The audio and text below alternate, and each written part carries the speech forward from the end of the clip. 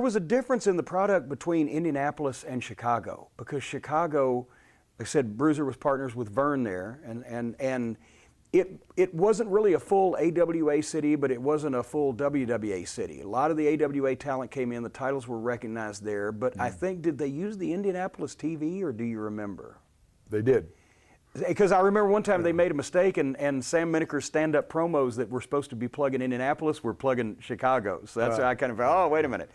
What was it like working Chicago? I mean, that's the jewel of the Midwest wrestling scene since, 1900. Well, yeah, it's always been a great town for wrestling. Just great. We used to, what's the Stockyards building? Oh, God, the International Amphitheater? Yeah, International Amphitheater. And we'd go, and next to the amphitheater is a great steakhouse that a lot of people like to eat. It's supposed to be fantastic. I never ate there, but they didn't like Germans. Yeah, they might have. I don't know. Anyway, we walked. We would go in the back door of the amphitheater, and we'd go upstairs and get dressed and all that stuff, and then when you came down, it was this old building, and it had all the charm of an old building, and it was just an amazing experience. And then usually they were always rabid. They were great fans.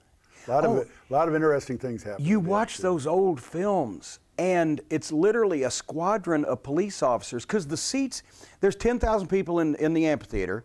The seats are like 2 or 3 feet away from the ring, just like that tight, but there's somehow a squadron of police have wormed in between the front row and the ring, and their backs are to the ring, and they're watching the people. And here's Bruiser and Crusher throwing the heels over the top of the cops, and they're getting, and it looks like chaos. Yeah, it was just it was a fun building to work. What was a payoff like in the early 70s for the International Amphitheater in Chicago? Do you remember main event? Oh, you'd probably make $1,000. And that's maybe 45 years ago. That ain't had be what, $4,000 a day? Somebody with a smartphone, look that up. Our crack staff over here. Chicago was the place where I loved seeing the old wrestling life and the programs and everything, and they were done by the old publicist, Bob Luce, who ended up in Indianapolis. He was named publicly as the general manager matchmaker, right? Because they couldn't say, well, it's Sam Mineker, it's Dick the Bruiser, or whatever. In Chicago, he was, explain Bob Luce for the people who have never seen or heard of Bob Luce, one of the most fascinating characters in wrestling history. He started the wrestling business as a typewriter salesman. And he sold hundreds and hundreds of he was very successful. He could talk. Every third or fourth word was an expletive, but he could talk. And he did it with some kind of a charm. It was funny, because he looked like the old-time 50s used car salesman with the slick hair and the bright coat, and it's going to be a blood feast, and he gave everybody nicknames. The Brute, Dick the Bruiser, look at the blood on their face, ladies and gentlemen. It's chaos here at the amphitheater. It was fucking great. And he did a great job of promoting Chicago, because he had poster-type sheets, and then they were folded, but when you opened them, they kept opening. And they'd have pictures of the different wrestlers, pretty big here and pretty big, and it was just a great presentation for that. And sometimes they were put together like a ransom note, because he'd cut out like random words out of some magazine, like tough or brutal or bloody, and he'd just tape them on he went from typewriter salesman to what do they call that? Yellow journalism, the tabloids. Tabloid journalism. Man eats woman. Baby born with 6 horns or whatever. Dinosaurs honk like Buicks. And he told me in the car one time, I said, how do you get away with these bizarre headlines? He says, well, you just got to get them to sign a paper. Kind of like what I did, just a bit of, Was Chicago, what was that, an every 2-week town or thereabouts in those days? Every 2 weeks, 3 weeks? 3 at the, every 3 weeks at the most, but usually it was once a month. Okay. Most of Vern's towns were once a month. Yeah, They were all bigger towns, and then we worked the spot shows.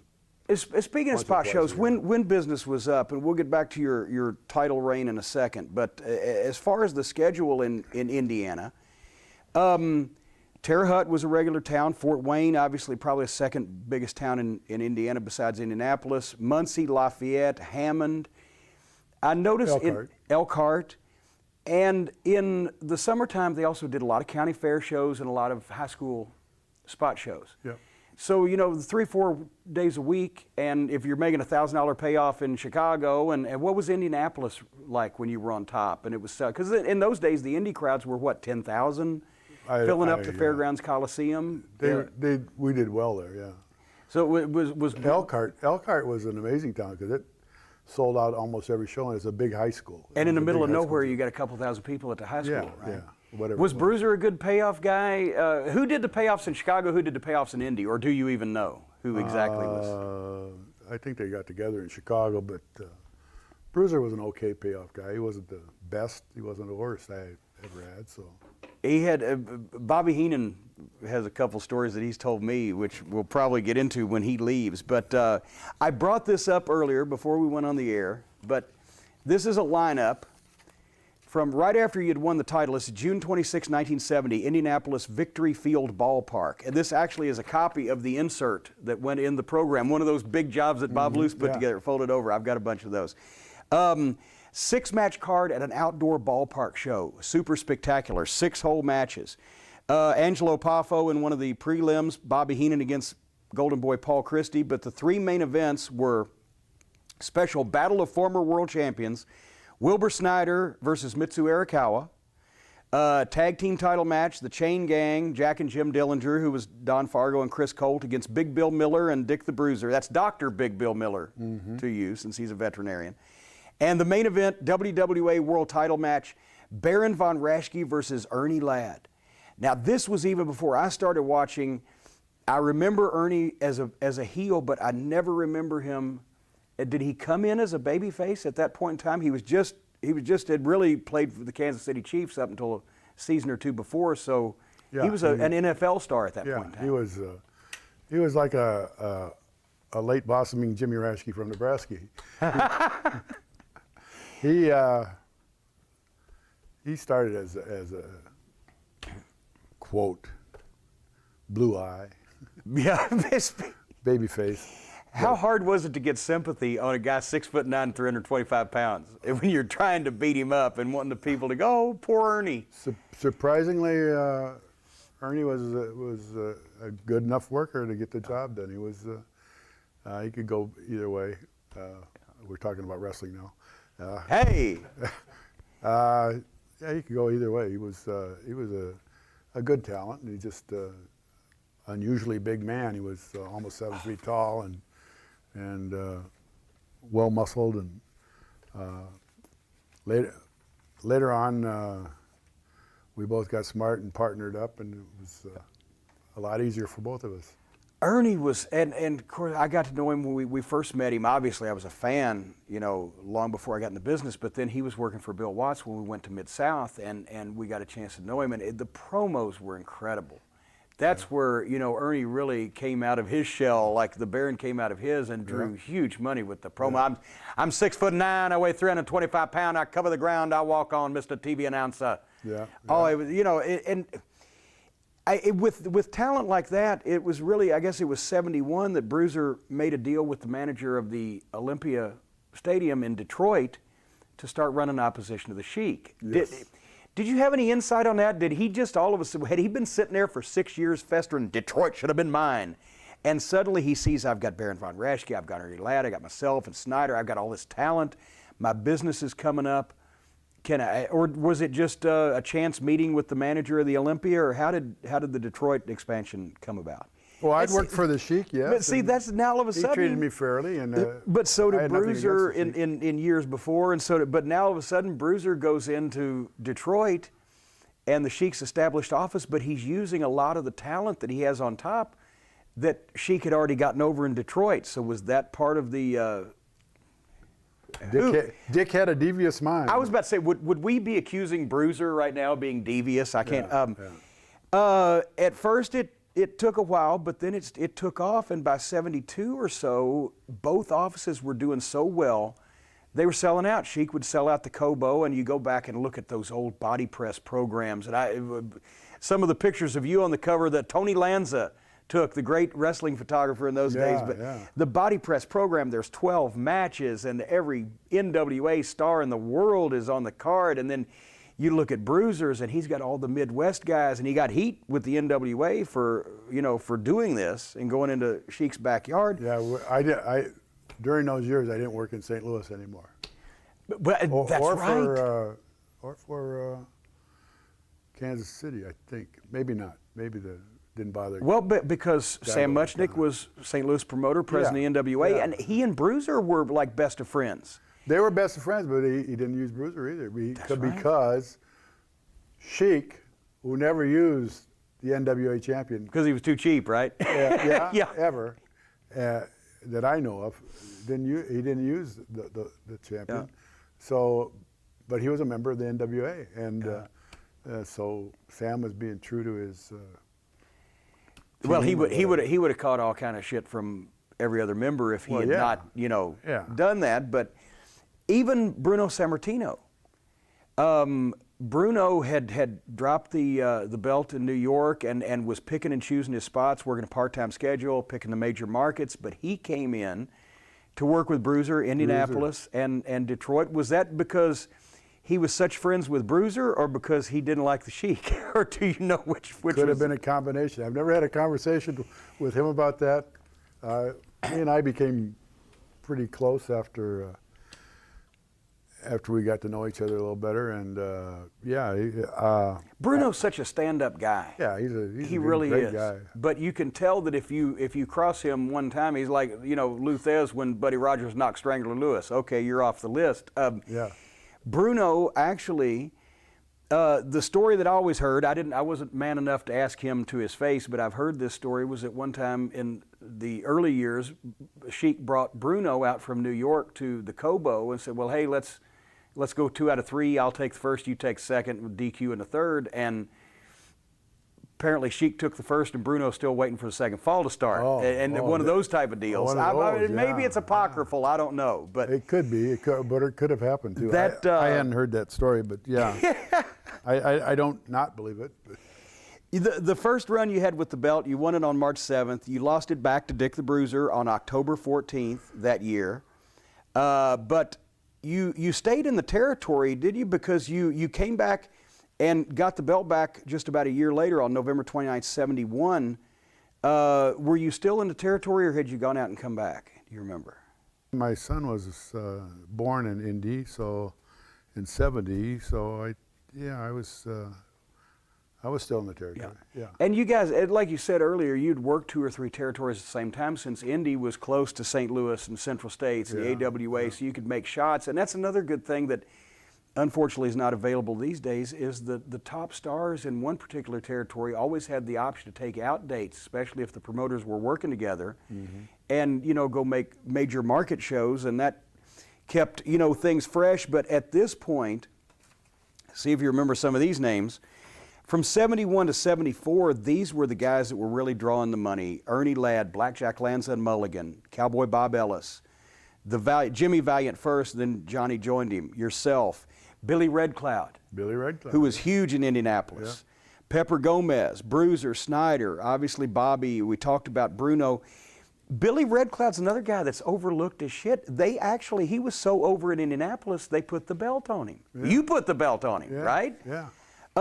Because this was one thing, even though Bruiser's TV was showing in Indianapolis and in Detroit, they never announced matches on TV as being for the title, even though you knew if you'd seen the publicity for the arena match that it was a title match, because there was a different champion at one point in Detroit and in Indianapolis, and you started that. You dropped it to Billy Red Cloud, who was a huge draw in Indy, on February 4th, 1972, but you dropped it to Art Thomas in Detroit on March 21st. Sailor Art. Sailor Art. I know they were trying to play to the black audience in Detroit, but is there that huge an amount of American Indians in Indianapolis, or did they just like Billy Red Cloud? They just liked him. He put on his war paint, he danced, and he did a heck of a job. He was just, especially the younger people, they just they loved him. They loved him. Was that his last territory? I don't know what he did. I think he after retired. that. Yeah. Well, I know. Well, there you go. That's why I'm asking you. He got a job with the railroad. He was like a switchman or something with the railroad, and he'd gotten married there. My God. Yeah, he was one of those guys that you thought would never get married. He was like a lifetime bachelor. And Yeah. met a girl, and they got married, and he settled down. He had some children, and he worked. He wrestled part-time after he got that job, and he could do that in that territory because it was short trips and stuff. So. Well, and then there's a long history of Indian wrestlers in Indianapolis. Chief Bobby Bold Eagle, who was actually, I think he was Italian, right? Yeah. Bob Boyer. Yeah. The TV is in all the markets in the state of Indiana. It's airing in Chicago. It's airing at that time in Detroit. Indianapolis shows are doing. You remember that Bob Luce had his own TV interview show? Oh, for yes. Chicago? Yes. And that's where a lot of that stuff from the Hall of Fame classics that he put out in the late 80s on VHS came from. From Studio A, we have Ox Baker. And I'd be sitting right there and camera, Studio A. And then when he'd go to me, it would be Studio B, now in Studio B. Yeah, Studio A is 2 feet that way, Studio B is this way. That's Oprah's station now, I think. They used to do angles too. I remember Bobby Heenan and Pepper Gomez doing something in the studio. So angles in front of nobody are hard, right? There's no feedback, there's no response, there's no electricity. But here they've got, and I think Bobby turned the ladder over. I got more response out in the hallway a few minutes ago. Oh yeah, when you took the bump in the restaurant, yeah. I do that for fun. Well, everybody's got to have a hobby. Yeah. With Luce was once again a great personality because I remember they did something. I think it was Gomez. I've seen the tape. Gomez was demonstrating that nobody could, hurt his cast iron stomach by jumping off the ladder, and Bobby comes out and turns the ladder over on him and everything. Bob Luce is running around like a chicken with his head cut off. Finally, like I said, Indianapolis was really hot, doing 10,000 fans. Of the Fairgrounds Coliseum every once in a while. That was the older building. Now the new, more modern Expo Center, right across from St. Elmo Steakhouse. Did you ever eat there in Indianapolis? No, I didn't. One of the most famous steakhouses in America, and it's across the street. And when I finally was able to talk my mom into taking me to the match in Indianapolis, around 75 or so, we just wandered into it by mistake. Oh my God, brought the food up in the dumbwaiter. Remember that? No. Before they had dumb waiters that breathed, they had dumb waiters. Anyway. I had one of those today come through. All right, so. I'm just kidding, all you waiters out there. The guy who finally, you won the title back from Red Cloud in Indy, Sailor Art Thomas in Detroit, and finally the guy you dropped it to, both places, was Cowboy Bob Ellis. March 3rd, 1973, one of the biggest baby faces, biggest drawn baby faces, most popular guys in wrestling for the previous 20 years. But at that point, he was just starting to slow down a little bit at that point, I think, and get off the road so much because he had traveled all over in the 50s and 60s. Yeah, he was a horseman. He loved horses, and he worked around racetracks a lot, and he.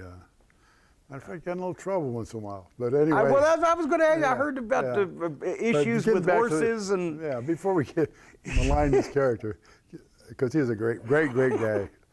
Before we completely assassinate what's left of Bob Ellis's personal reputation, continue. But he's a beautiful person. I love Bob. And anyway, one thing about Bob, he's this big, tall guy, and he had the cowboy outfit, and he was a cowboy.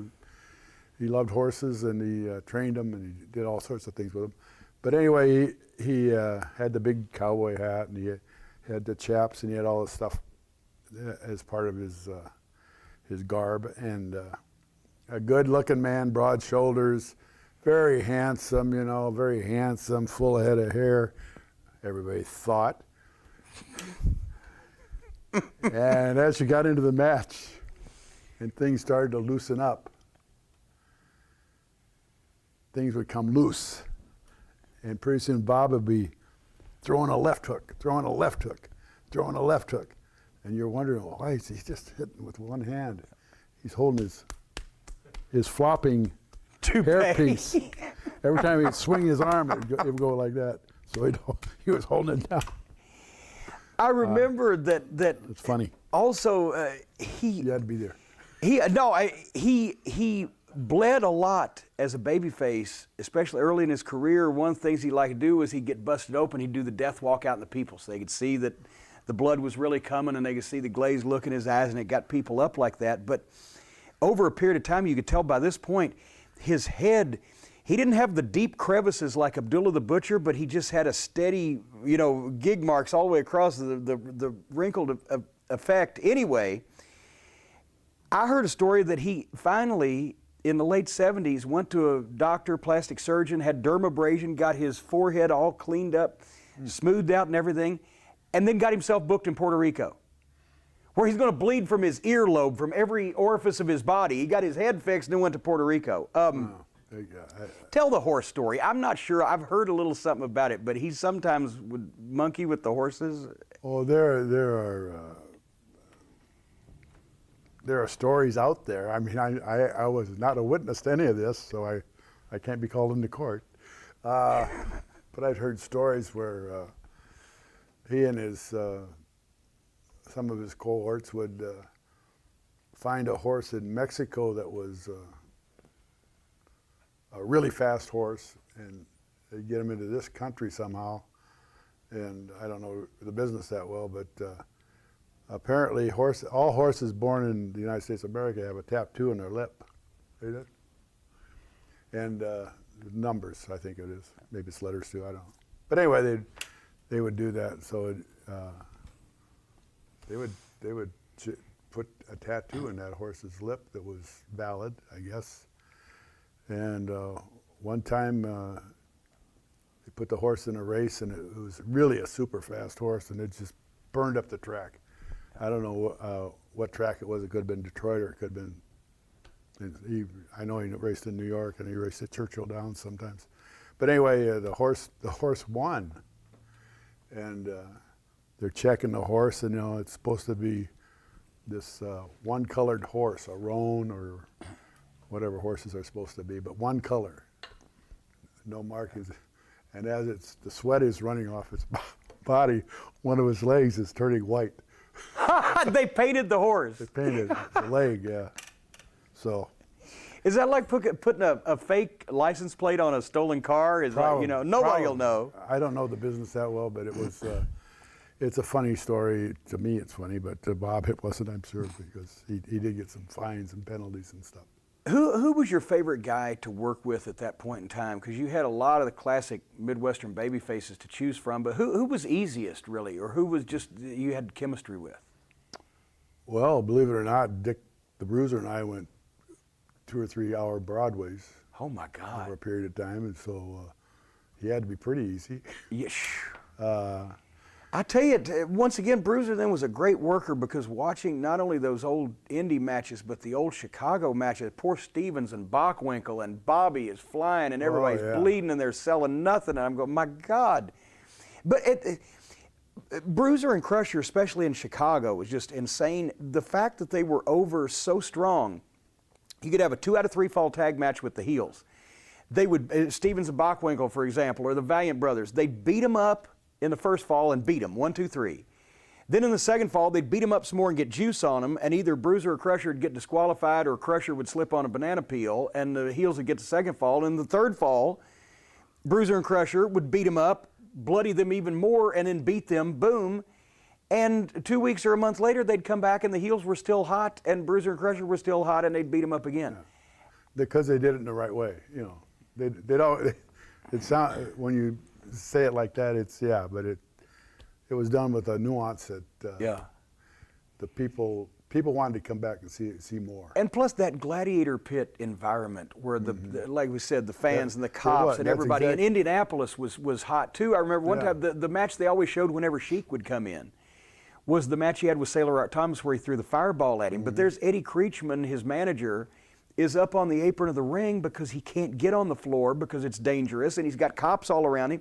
And then he's directing traffic, and the Sheik has got the pencil, and he's stabbing Art Thomas. And here comes this Mark out of nowhere and tackles Creechman and is trying to pull him off the apron, and the cops are pulling him away.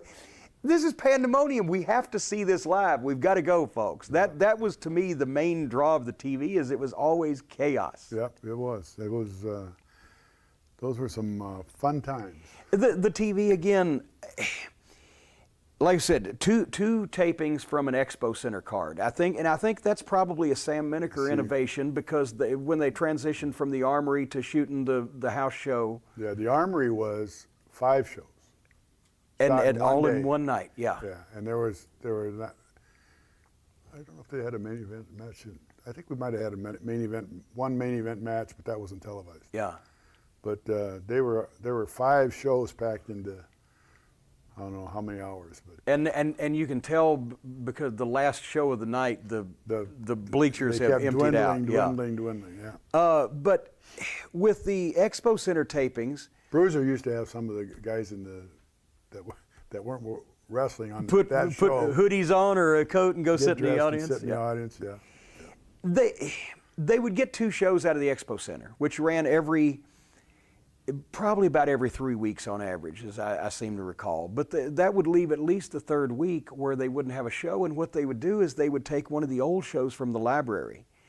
And if the Sheik was going to be on the show that time, then it would be a show that featured the Sheik. Or if you were going to be a show that featured you in the main event or whatever, but it could be 3 years old. Mm-hmm. So for a while, when everything's hot, you can't do anything wrong. When everything's cold, you can't hardly do anything right. They were showing reruns, like I said, one time the same match between you and Bob Ellis 10 times one year. And I would sit there and go, Newman, it's another rerun. I want to see a new show. But as the years went on, it started getting more obvious, because as we got into 75 and 76, when they'd go back to 72, 73, 74, and there's the wide shot of the Expo Center, and it's packed and it's jammed, mm-hmm. and then the next show next week would be from 3 weeks ago, and was the settling of the war with the Sheik in Detroit the beginning of, I don't want to say the end, it still took a lot longer, but business dropped. They pulled out of Detroit. Sheik and Bruiser made up. They started working a program with each other. Mm. In Detroit for the Sheik's territory and in Indianapolis for Bruiser's. Do you think then that losing Detroit as a market and another payoff, maybe some of the talent started filtering out, or was it just natural progression? I don't know.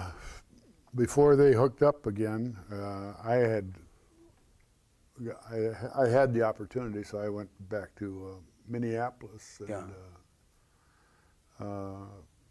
they had a partner from Germany for me to hook up with, Horst Hoffman, and that turned out real good for me. And I wasn't involved in that, so in that the Sheik and Dick getting back together, but. I know that's where Bobby Heenan told me that they had the big match in Indianapolis, Market Square Arena, drew 15,000 people or whatever. He got his check, it was $600. Yeah. Well, that's when he gave his notice and he went to work for Vern. Yeah. And it seems like from that, from the names that we talked about before, starting in 75, Bobby Heenan was replaced as top manager by handsome Johnny Starr. Nice guy. Pepper Gomez got a run with the belt. Bobo Brazil, who was in his 30th year, 30th year in the business at that point. Love Bobo. Bobo's a great guy. Bobo was the nicest guy in the world. As a matter of fact, we're in 1977. I was just starting to take pictures, and Bobo's at the Louisville Gardens. He's in the back area waiting to go out, and I just taken a couple of pictures of him. And over at the other end of the room, there's these 2 ushers in the uniform and everything. And who's that big guy over there? Well, don't you know? That's Bozo Brazier. Bobo heard that, and he looked around at me and said, 30 years in the business, and it's Bozo Brazier. The tag teams were No the respect. Legionnaires, Rene Goulet, Jacques Goulet, and Don Fargo.